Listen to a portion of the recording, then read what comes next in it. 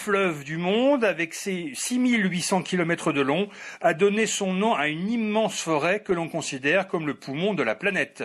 L'Amazone mérite qu'on s'y attarde pour son nom, fruit d'un étonnant croisement entre la mythologie grecque et la conquête du Nouveau Monde.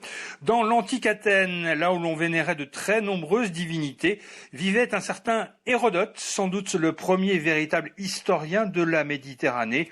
Dans ses écrits, il évoque notamment les Amazones, un peuple de femmes guerrières qui habitaient au bord de la mer Noire. Amazone, mot qui vient de Mazos le saint et sang, saint. La légende veut en effet que ces guerrières se coupaient le sein droit pour mieux tirer à l'arc. Jamais pourtant, les Grecs ne prouvèrent l'existence de ce peuple, que ce soit dans le Caucase ou en Asie, mais les Amazones restèrent gravées dans l'esprit collectif comme des femmes guerrières et indépendantes.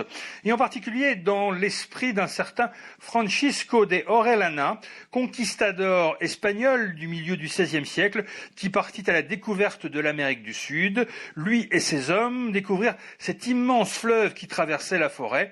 Le cours d'eau portait alors autant de noms que de tribus qui en longeaient le cours, mais durant sa descente du fleuve, de Orellana fut attaqué en juin 1541 par des femmes guerrières particulièrement redoutables qui lui firent penser aux femmes amazones de la mythologie grecque.